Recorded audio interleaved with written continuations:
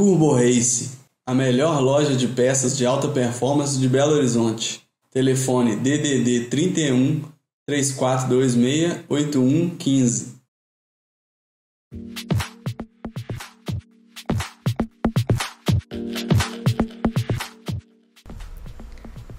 Olá pessoal, pode parecer que não, mas o projeto da Saveiro está caminhando. É um pouco demorado, porque às vezes depende de peça que vem de fora ou algum outro problema, mas o projeto está em andamento.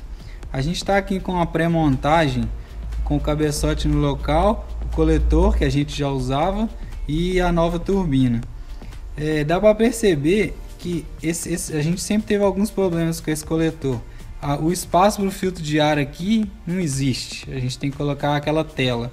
E a saída do escapamento é muito apertada aqui, porque tem uma tubulação de ar-condicionado, tem a fiação do alternador, então a saída aqui é muito apertada. E a gente sempre usou a saída de 2,5 polegadas.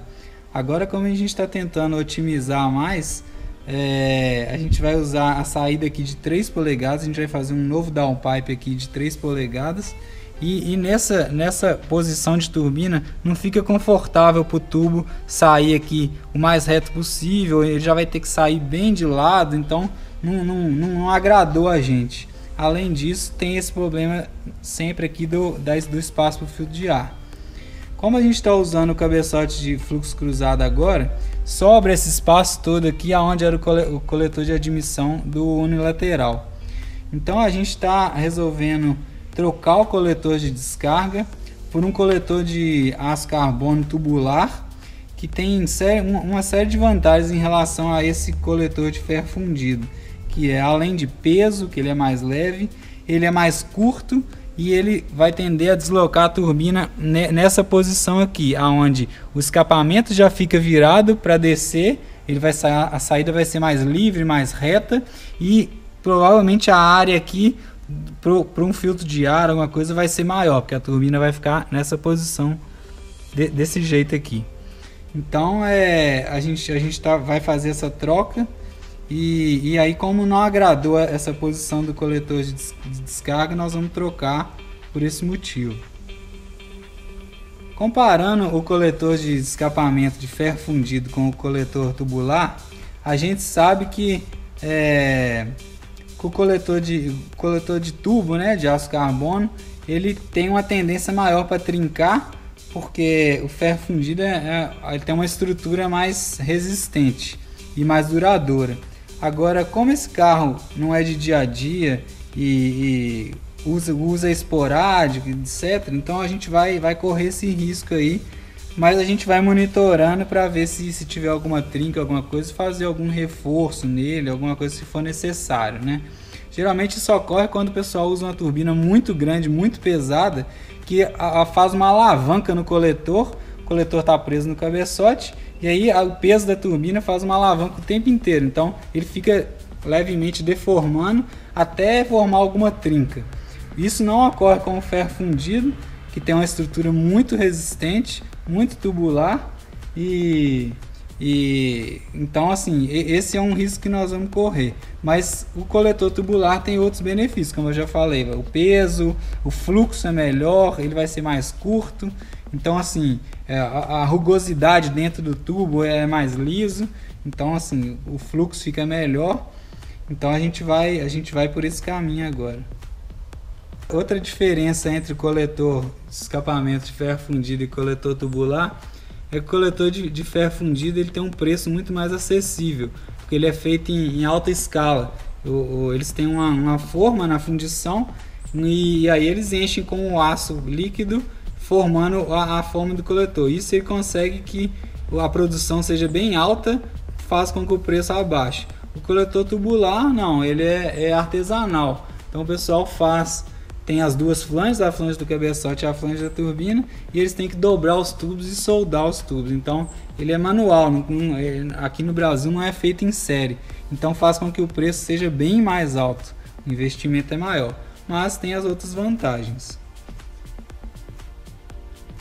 Finalmente recebemos o novo coletor de escapamento, um coletor tubular de aço carbono, ele tem um banho cerâmico. Ele serve tanto em cabeçote unilateral como um fluxo cruzado. E ele é chamado de pulsativo no farol, mas a turbina fica nessa posição virado mais para fora do farol. Esse coletor ele é pulsativo T3, né? E a gente ficou um pouco frustrado porque ao comprar a gente não conseguiu ver nenhuma foto montada no carro. O fabricante não tem foto, o fabricante informa poucas informações do coletor, então você compra meio de olho fechado, sem ver. E além disso, algumas coisas não agradaram muito, não são condizes com o valor do coletor. Por exemplo, o acabamento das soldas não é tão bom, poderia ser melhor. As dimensões dos tubos não são informadas, então a gente não sabe. Você não sabe se serve com ar, sem ar, dependendo da versão do veículo, não é informado. Então assim, principalmente não ter uma foto montada no carro para você poder visualizar como é que vai ficar a montagem. Então é complicado. Os fabricantes falta informação técnica. É muito simples o que eles colocam, não é suficiente. Você não consegue saber e fazer um negócio mais pensado, mais planejado. Nós não ficamos 100% satisfeitos porque a saída de escapamento aqui, que era o que mais estava incomodando, isso melhorou. A gente não pode falar que não melhorou. Melhorou sim, ela está mais inclinada. Antes a turbina ficava bem reta, agora ela tem uma inclinação aqui. Melhorou a saída aqui. Nós vamos ajeitar ainda esse chicote, fazer um caminho bom aqui para o escapamento, mas isso melhorou. Mas a distância aqui ainda não resolveu. A gente gostaria de colocar um filtro de ar, mas ainda não vai ser possível. Neste coletor de escapamento, ainda vamos instrumentar os 4 cilindros com pirômetro ou um sensor termopar para poder medir a temperatura de cada cilindro. E como a gente vai usar a injeção como sequencial, essa injeção dá a opção de poder acertar o avanço de ignição e a quantidade de combustível individual por cilindro. Então, a gente medindo a temperatura de cada cilindro individual, a gente tem uma ideia de como a geometria do coletor e do cabeçote pode influenciar no fluxo de cada cilindro, e a mesma coisa na saída também, a geometria e o do coletor de escapamento. Isso influencia no fluxo de ar, na mistura de ar combustível de cada cilindro, que pode ter uma diferença. Além disso, existe diferença também pela própria geometria e layout do cabeçote, onde os cilindros do centro geralmente são mais quentes. E aí a gente consegue compensar essas diferenças de temperatura ou com combustível ou com avanço de ignição. Então será montado 4 sensores aqui para medir a temperatura de cada cilindro individual. Além disso, a gente ainda vai passar a fita térmica também nesse coletor.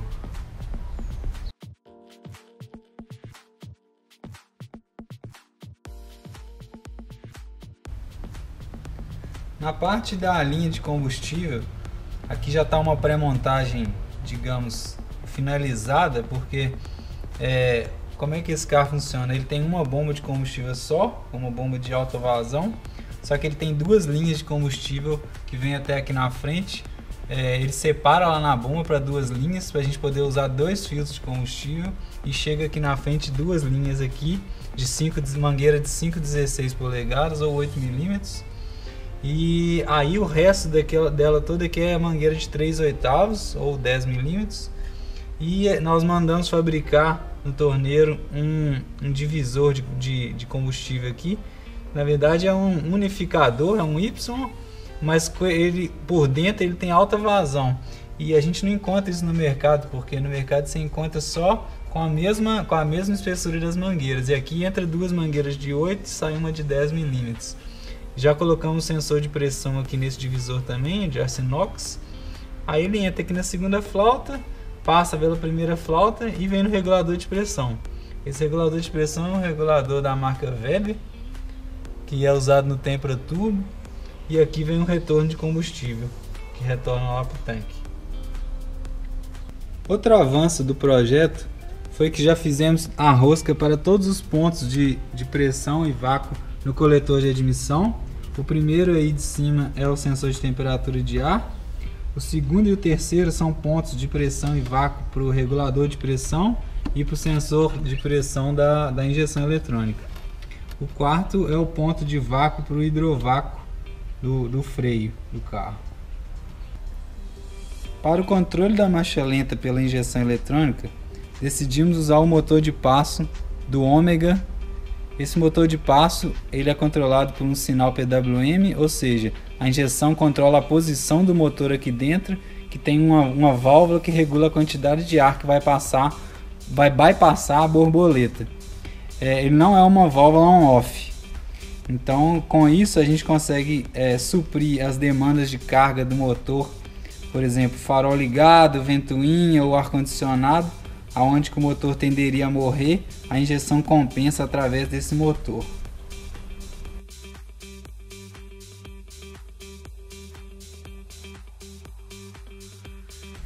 Nós retiramos agora o coletor de admissão para poder enxergar melhor e mostrar melhor o sistema de arrefecimento, as adaptações que nós tivemos que fazer para o cabeçote fluxo cruzado. Esse carro tem algumas particularidades, por ele ser completo, ter ar e direção. Ele tem algumas particularidades que são o seguinte: ele tem o trocador de calor água-óleo, que fica em cima do filtro, que é igual do Golf, de alguns Audi A3. E ele tem dois radiadores de água. Ele tem um radiador de água como principal aqui e o radiador de água auxiliar, que fica aqui atrás da grade. Eles são ligados em paralelo. Como a gente vai manter tudo no carro, a direção dos dois radiadores, radiador de óleo, válvula termostática, bypass da válvula, tudo vai ser mantido. Então as adaptações que nós tivemos que fazer foi o seguinte: essa mangueira de entrada, na verdade, do radiador e saída do motor aqui, ela tem essa flange. A gente fez uma mangueira aqui que tem essa conexão azul aqui, aonde fica um dos sensores de temperatura, faz o bypass para a válvula termostática e vai para o radiador. Essa mangueira aqui a gente adaptou ela aqui porque originalmente ela está indo no mesmo lugar original, só que está fazendo um outro layout aqui, passando pelo lado atrás do farol ali e vindo no segundo radiador aqui. Então a gente teve que fazer essa emenda. Aqui no radiador de óleo a mesma coisa, ela vem aqui originalmente com outro caminho. A gente só fez uma emenda e trocou a mangueira porque a original não cabia, porque batia no coletor de admissão aqui. Então agora ela deitou, mudou um pouco a posição, nós cortamos aqui e fizemos essa emenda para poder passar no radiador de óleo. Os sensores de temperatura de água, nós vamos manter os dois originais do carro, que um está aqui na flange de saída e o outro está aqui nessa mangueira. Na verdade o ponto é o mesmo, a temperatura vai ser a mesma. O carro utiliza originalmente os dois, um para central eletrônica e o outro para o painel. Nós vamos manter esse jeito. E como a Feltec FT500, você pode usar qualquer sensor de temperatura, a gente vai usar o original do carro e basta você ter a curva de temperatura por tensão do sensor, porque para cada sensor tem uma curva diferente. Então a gente vai pegar essa curva, vai colocá-la no software da Feltec para ela poder funcionar como um sensor de temperatura original. Uma outra alteração que a gente fez foi essa saída de água que tem aqui no cabeçote fluxo cruzado, que a gente ligou aqui nessa do reservatório original, que é para poder sair o ar, né? Quando você enche de água, ele sai o ar por aqui e ele tem um retorno, e ele retorna também quando o carro já está quente, ele retorna para o reservatório por essa mangueira. Então a gente fez essa ligação e fez um T aqui. Fora isso, aqui já estão prontas a mangueira da direção hidráulica. Essa aqui a gente só alterou a posição dela, que é a de alta pressão, na saída da bomba. E essa aqui de entrada da bomba, a gente só colocou uma mangueira nova para poder passar em outro caminho. Mas já está tudo pronto também. Originalmente esse carro tinha uma tubulação de água que pegava essa segunda mangueira aqui da bomba d'água. Ela contorna o motor aqui e no original vai lá para dentro a água quente para poder ter ar quente o carro. Vai lá dentro no radiador, lá debaixo do painel, e volta aqui. Essa tubulação nós vamos eliminar ela já está fora aqui. Nós somente deixamos um pedacinho dela aqui, ó. É difícil de ver aqui embaixo do azul, mas é só para poder ligar a mangueira da bomba d'água aqui com a mangueira que vai aqui no trocador de calor. Então elas, só para interligá-las aqui, o resto da mangueira que vinha aqui da tubulação que vinha aqui para trás, a gente tirou e fechou ela ali. Ou seja, agora o carro não vai ter mais ar quente, que a gente não usa aqui na nossa cidade pelo menos, mas a gente isolou aqui os dois pontos do radiador que fica dentro do painel. A entrada e a saída estão isolados, já fechados, e a gente não vai mandar água lá para dentro. Então acabou aquela tubulação aqui que libera um espaço e facilita aqui para a gente, aonde não vai precisar, não vai ser usado. Agora nós vamos passar a utilizar uma roda fônica no motor para fazer a leitura da rotação do motor, ao invés de fazer lendo pelo sensor original que está aqui dentro do distribuidor. Nós não vamos retirar o distribuidor justamente para não perder o sinal de rotação original, para não perder o painel do carro funcionando. Então ele vai ficar aqui funcionando só para poder ler a rotação. Não vai ter nenhum cabo de vela ligado nele, porque a gente vai usar agora um sistema de ignição com centelha perdida, com a bobina dupla. Então a gente não vai usar mais a tampa do distribuidor com os cabos. A tampa, na verdade, nós vamos fazer uma tampa só para tampar, para não entrar sujeira aqui dentro do sensor, dentro da onde fica o sensor. Mas ele vai ficar quieto aí, lendo, para poder funcionar o painel do carro, para a gente não perder essa informação. Tudo que a gente fez no projeto até agora foi uma pré-montagem, porque o motor, o bloco ainda está original e o cabeçote ainda está aqui, nem foi para retífica, não foi limpo, ainda dá para perceber que ele está bem sujo em cima.